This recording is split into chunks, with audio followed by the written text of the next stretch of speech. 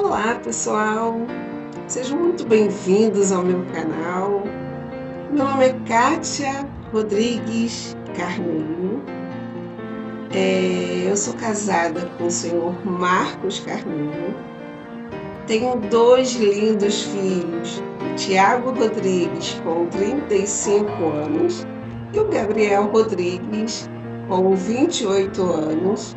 Eu congrego na Igreja Missionária Evangélica Maranata, aqui no Rio de Janeiro, e eu tenho aqui no meu canal alguns vídeos, que são vídeos que testemunham a minha caminhada nesse processo aí de 5 anos, de caminhada, e é um prazer enorme estar aqui e poder dividir os acontecimentos, na verdade testemunhar aquilo que o Senhor Jesus tem feito na minha vida.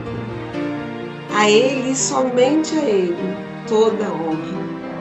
Que somente Ele seja engrandecido. O motivo de eu estar aqui testemunhando é justamente para isso. Porque se você ainda não conhece ao Senhor Jesus, eu preciso falar para você, eu preciso te apresentar quem é o Senhor Jesus. Desde o momento em que eu conheci, a minha vida foi se transformando.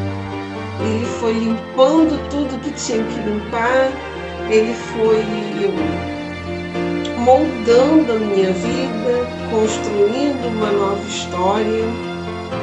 Foi Ele que me salvou, foi Ele que me libertou dos vícios que eu tinha.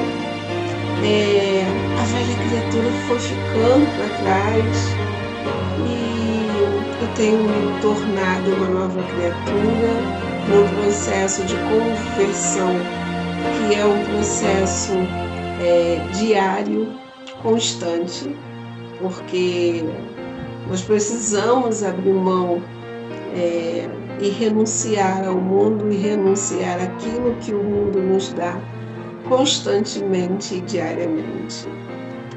Andei por um tempinho afastada assim, mas hoje eu estou aqui de volta para a honra e glória do Senhor Jesus.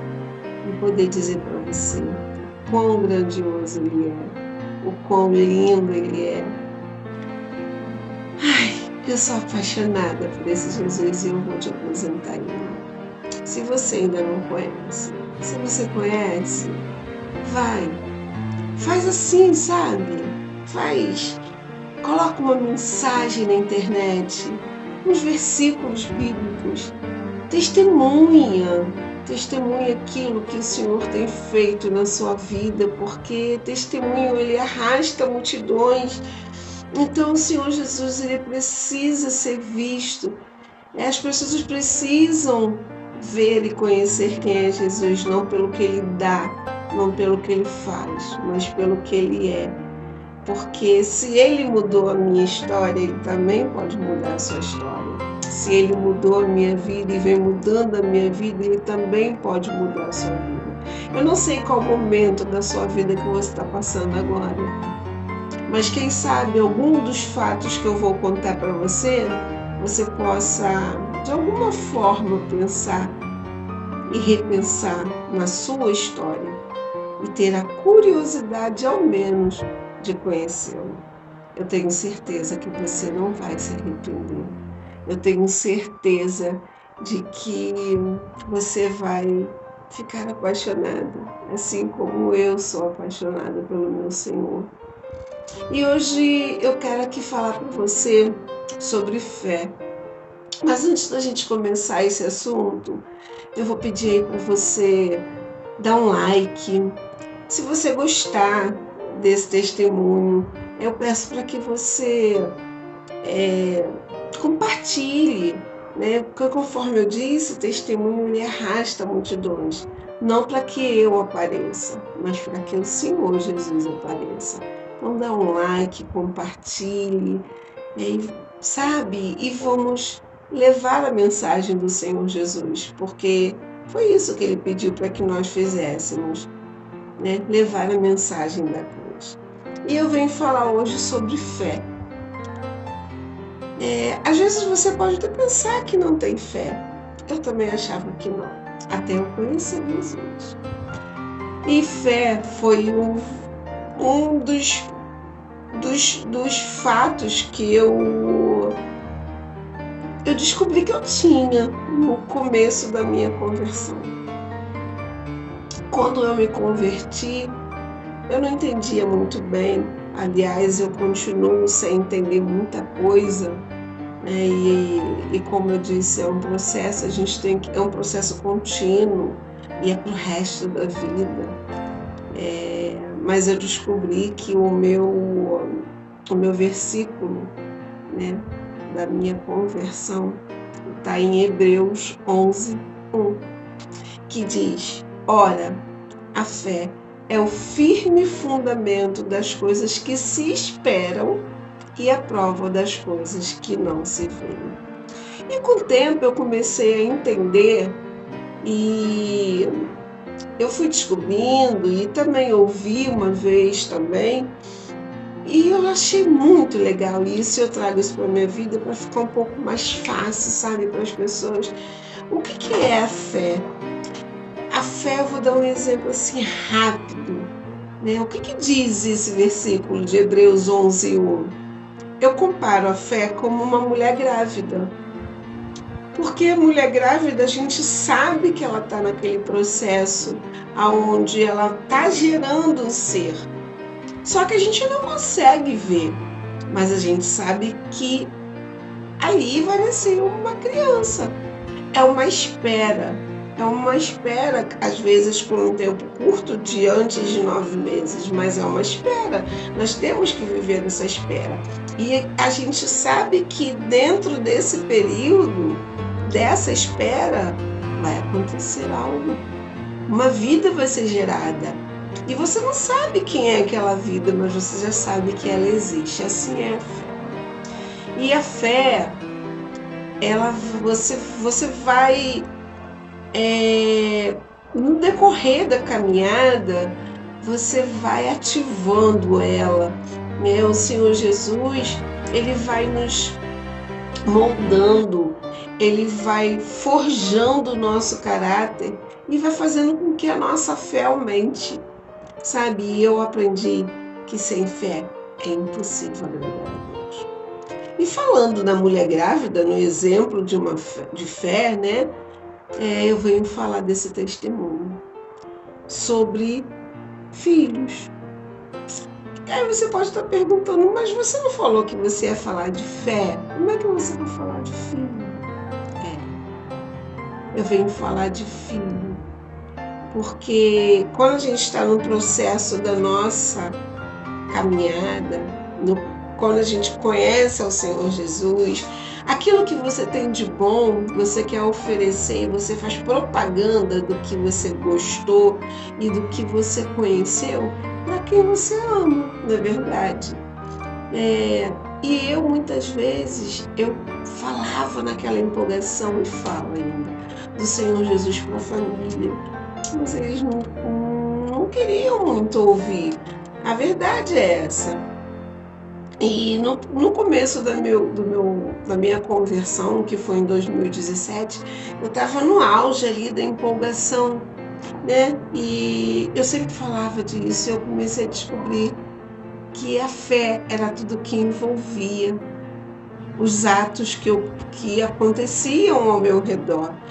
Desde o começo, foi num ato de fé que eu já dei alguns testemunhos que muitas coisas aconteceram. E foi também no processo de 2017 que eu consegui um emprego. Foi pela fé que eu consegui um emprego. Foi depois de passar alguns anos desempregada. Eu fui trabalhar num lugar que eu amava trabalhar. Depois você vai entender. Foi pela fé que em 2018 eu conheci o grande amor da minha vida, que hoje eu sou casada. Foi pela fé que eu comecei a viver e passar por um processo que eu digo que foi o ano mais difícil da minha vida. Talvez tenha sido na sua também, porque foi um ano difícil para muitas pessoas. É verdade. Foi o ano difícil para o mundo em 2019, que foi o ano da Covid. E quem é que não viveu pela fé? Quantas pessoas não foram acometidas pela essa praga, né? E quantas pessoas perdemos, quantas pessoas nós precisamos buscar ao Senhor pelo um ato de fé, clamar, orar, rezar se você reza, né? Dialogar com o Senhor, porque muitas vezes no momento de dificuldade nós recorremos diretamente a Ele. Você não está errado, eu também faço isso. Mas o Senhor Jesus, Ele quer mais da gente, Ele quer muito mais. E esse ano de 2019 foi um ano muito difícil para todo mundo mesmo.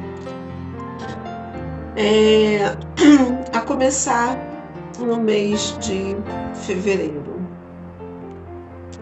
No mês de fevereiro de 2019, no dia 4 de fevereiro, eu terminei o relacionamento com um grande amor na minha vida, que eu acabei de dizer que conheci em 2018. E foi um pouco tempo e logo no início do ano de 2019, meu relacionamento com ele havia se rompido.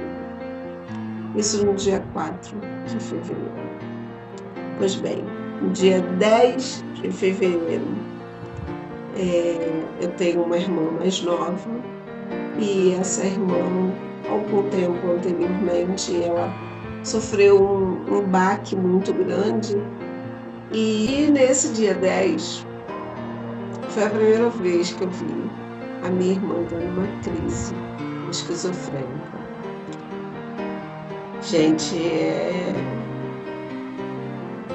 foi uma das cenas mais tristes que eu vivi, porque eu jamais pensei, em ver minha irmã naquele estado no meio da rua. Enfim, foi muito difícil. No dia 14, meu filho mais novo faz aniversário, e aí ele pediu para que fizesse um churrasco em casa, no dia 17, e assim eu permiti. Quando nós acabamos de arrumar as coisas, uma pedra de mármore caiu no dedo do meu pé, tendo assim fraturado meu dedão. Eu fui para o hospital, passei a noite no hospital, saí de lá no dia seguinte.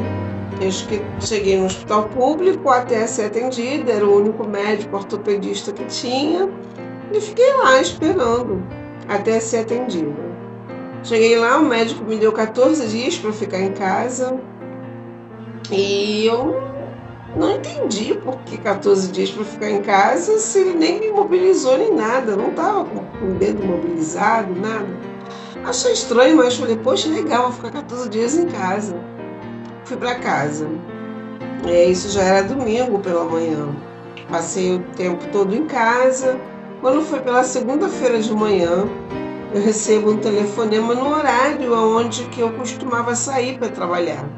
Era minha irmã. Depois eu não atendi esse telefonema, era minha prima. Eu fui atender o telefone por causa da insistência e acabei sabendo que a minha mãe, no domingo, havia tido uma queda em casa e passou o dia todinho, de domingo à noite, aliás, de domingo até na segunda-feira pela manhã, caída no banheiro de casa porque quebrou o acetábulo, que é um osso que fica próximo à bacia, se eu não me engano.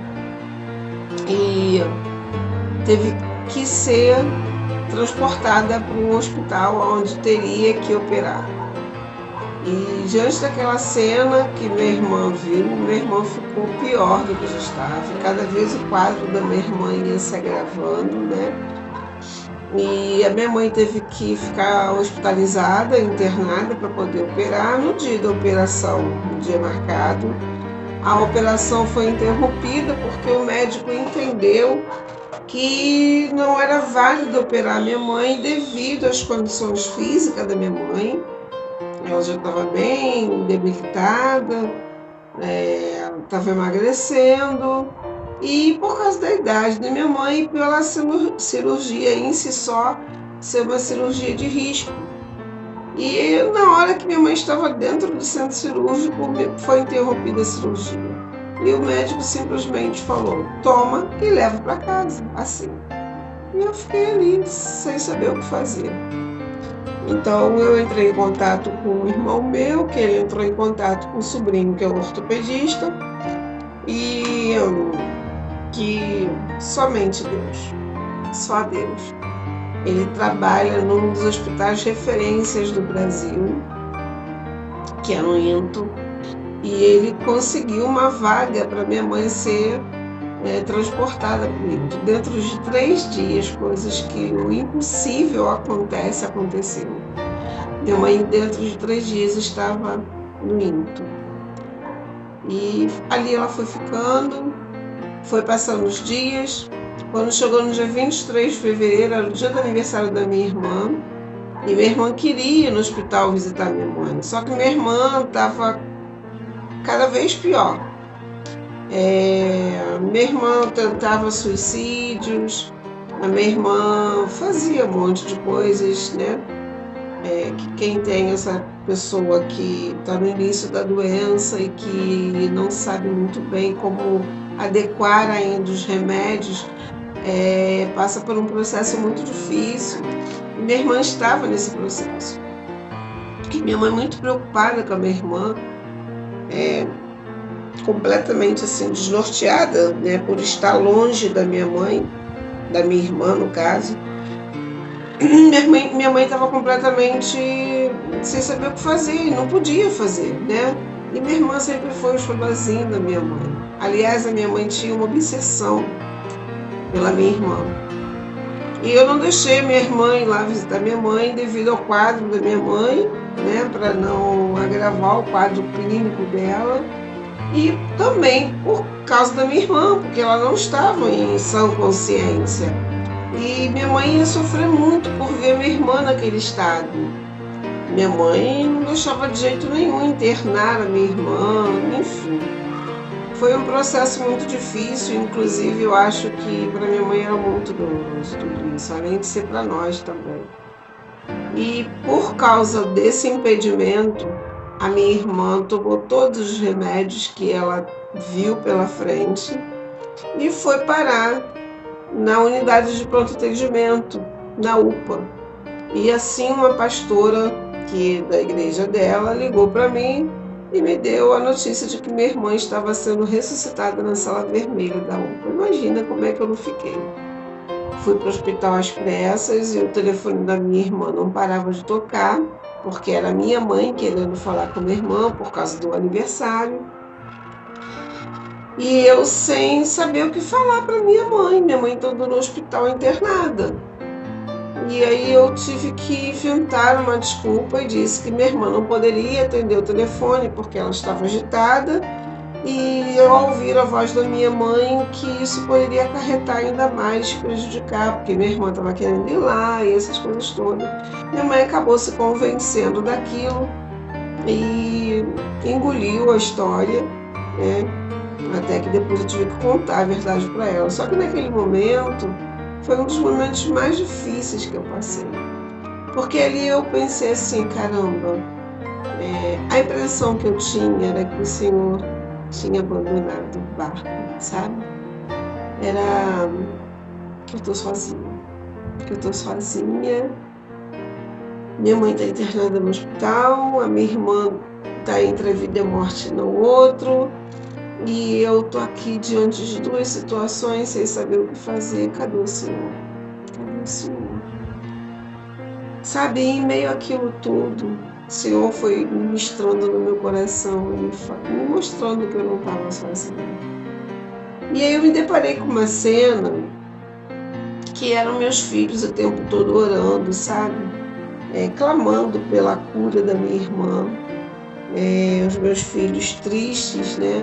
Diante daquela situação, vendo a minha mãe internada no hospital, sem andar, devido à queda, a minha irmã naquele estado, entre a vida e a morte, eu chorando para um lado e para o outro, sem saber o que fazer naquela situação. E eu vi meus filhos ali buscando ao Senhor, né? E Deus me trouxe na memória algo que eu tinha escutado uma vez, alguém falando assim: como é que você consegue dormir? Porque seus filhos vão para a rua, seus filhos são do mundo, porque meus filhos não são convertidos. Meus filhos são do mundo e eu curti carnaval, porque essa época era época de carnaval. E foi justamente os 14 dias que o médico me deu para ficar em casa. Foram dias tensos. E naquele momento, diante de todo aquele quadro, ainda tinha o quadro do carnaval, e eu ter que me preocupar ainda com os meus filhos, eu fiz uma oração. Eu fiz uma oração corajosa. E eu te desafio, você que é mãe. O tema dessa mensagem é justamente esse. É entregar o seu filho para Jesus. É devolver o seu filho para Deus. E naquele momento eu fiz. Quanto que é difícil para nós, mães, né? Poder falar isso, fazer essa oração de coragem, né? Você tem que ter uma fé para poder exercitar essa fé e entender que é o Senhor que vai ministrando na tua vida, é o Senhor Jesus que vai articulando toda essa fé, moldando, forjando o seu caráter e fazendo com que essa fé vá aumentando, porque não é fácil fazer uma oração dessa. E eu fiz a seguinte oração: